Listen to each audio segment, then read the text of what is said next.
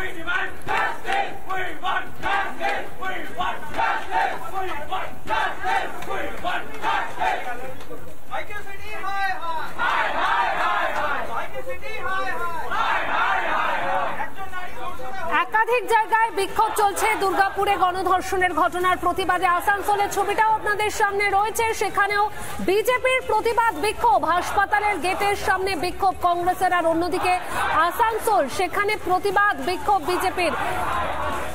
BJP বিক্ষোভ দেখাচ্ছিল, সেই ছবি আপনাদের সামনে দেখাচ্ছে এই মুহূর্তে। হাসপাতালের সামনের ছবিটা তো আপনাদেরকে দেখালামই। সেখানে বিক্ষোভ কংগ্রেসের, তারা অভিযোগ করছেন যে তৃণমূলের লোকেরা ভেতরে ঢুকে যাচ্ছে, কিন্তু কংগ্রেসের প্রতিনিধি দল যারা কথা বলতে চাইছেন তাদেরকে ঢুকতে দেওয়া হচ্ছে না। এই প্রতিবাদ তুলে তারা বিক্ষোভ দেখাচ্ছেন। হাসপাতালের গেটে বিক্ষোভ, এই মুহূর্তে গেটের সামনে বসে পড়ে বিক্ষোভ। আর অন্যদিকে আসানসোলের ছবিটাও আপনাদের সামনে দেখাচ্ছি, যেখানে বিজেপির প্রতিবাদ বিক্ষোভ।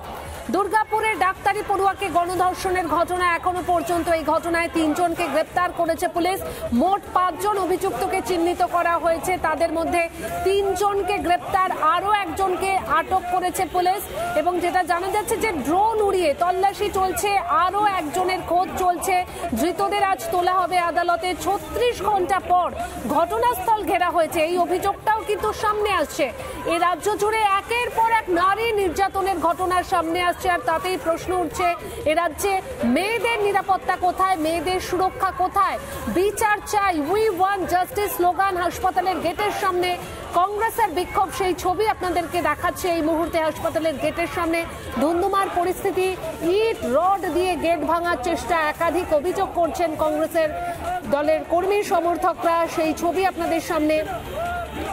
নিরাপত্তা রক্ষী রয়েছে গেটের সামনে, সেই ছবিও দেখাচ্ছি। হাসপাতালের গেটের সামনে বসে এই মুহূর্তে স্লোগান।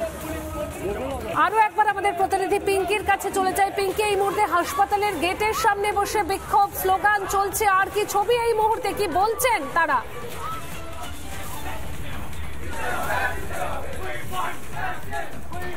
দেখো, কংগ্রেস কর্মী সমর্থকরা তাদের জায়গা থেকে নড়তে অনড়। তারা বলছেন যে যতক্ষণ না পর্যন্ত নির্যাতিতার পরিবার কিংবা কর্তৃপক্ষের সঙ্গে কথা হবে এবং তারা বিচার হবে, এই ব্যাপারে সন্তুষ্ট হবে, ততক্ষণ তারা এই জায়গা এখনো পর্যন্ত যে কোলাপসিবল গেট বা মূল যে দ্বার লোকাল বা ইমার্জেন্সি গেটের, সেই গেটে এখনো পর্যন্ত প্রচুর নিরাপত্তা রক্ষী রয়েছে।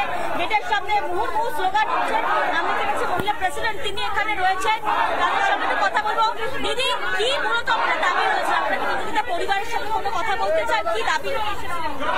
আমাদের দাবি ছিল যে আমরা কর্তৃপক্ষের সঙ্গে কথা বলবো যে এখানকার সিকিউরিটি এত ঢিলে কেন, এখানকার সিকিউরিটি কেন রাত্রিবেলা 8টার সময় একটা মেয়েকে বাইরে যেতে দিল। যদি সেই দিনকে আটকাতো মেয়েটাকে, যদি এখানে একটা সিস্টেম থাকতো যে এতটার পরে কেউ বেরোতে পারবে না রাত্রিবেলা 8টা 7টা হোয়াট এভার, তাহলে তো আজকে এই ঘটনাটা ঘটতো না। তার জন্য কর্তৃপক্ষ দায়ী। তাই আমরা কর্তৃপক্ষের সঙ্গে কথা বলতে চাইছি। আর এই গেটটা আটকে রেখেছে, এখানে সিকিউরিটি দাঁড়িয়ে ছিল, দাঁড়িয়ে আছে এখন, সেই দিনে সিকিউরিটিরা কোথায় ছিল? দেখতে পাচ্ছ এখন স্লোগান উঠছে, মুহুর্মুহু স্লোগান। একদমই পিঙ্কি, অর্থাৎ তারা যে নিরাপত্তা ব্যবস্থা সেটা নিয়ে প্রশ্ন তুলছেন যে ওই নির্যাতিত পড়ুয়া সে রাত 8টার সময় কেন বেরোলেন, কড়া করে নিরাপত্তা কেন ছিল না। রমেনের কাছে এবার চলে যাই। রমেন, তুমি যেখানে রয়েছো, কি পরিস্থিতি সেখানে এই মুহূর্তে?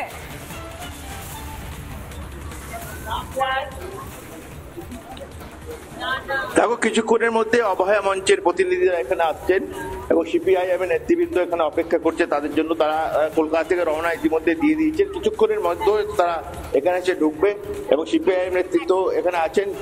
আমি কথা বলার একটু চেষ্টা করব যে দিদি, এক সেকেন্ড আগে বন্ধ করুন, একটু বন্ধ করুন, একটু বন্ধ করুন, একটু বন্ধ করুন, কথাটা বলে নিই, কথাটা বলি একটু। আমি কথা বলার চেষ্টা করব, এখানে যারা আছেন সিপিআইএম নেতৃত্ব কথা বলার চেষ্টা করব, এখানে যারা আছেন সিপিআইএম নেতৃত্ব। রাকেশ দা, বলছি দুদিন ধরে এই যে আপনারা আন্দোলন করছেন, এটা পুলিশের যে গতি প্রকৃতি, যে ধরনের তদন্ত, এখনো পর্যন্ত 3 জন গ্রেপ্তার, 1 জনকে ডিটেইন করা হয়েছে, এই যে গতি প্রকৃতি তদন্তের, এতে খুশি আপনারা? আমরা খুশি না, আমরা খুশি মানে এটা তো আনন্দের বিষয় নয়। পুলিশকে আমরা কালকে থানায় ডেপুটেশন দিয়েছি, উচ্চ পর্যায়ে আমরা কথা বলেছি দোষী ব্যক্তিদেরকে ইমিডিয়েটলি ধরতে হবে। এই চাপ আমরা অনবরত তৈরি রেখেছি এখনো অবধি। আমাদের দেখার বিষয় যে যারা ধরা পড়লো তারা অরিজিনালি ভিকটিম বা আরো এর সঙ্গে কেউ ইনভলভ আছে কিনা। আমরা তো গোটা রাজ্যের এই অ্যাডমিনিস্ট্রেশনের দিক থেকে খুশি, আর রাজ্যের মানুষ হতে পারবে না। একদমই অভয় মঞ্চের সদস্যরা আর কিছুক্ষণের মধ্যেই আসছে। আপডেট তুমি দিলে। পিঙ্কি এবং রমেন দুজনকেই ধন্যবাদ। আবারও ফিরবো কি পরিস্থিতি জানার জন্য, তবে এখন সময় একটা বিরতির। দেখতে থাকুন রিপাবলিক বাংলা।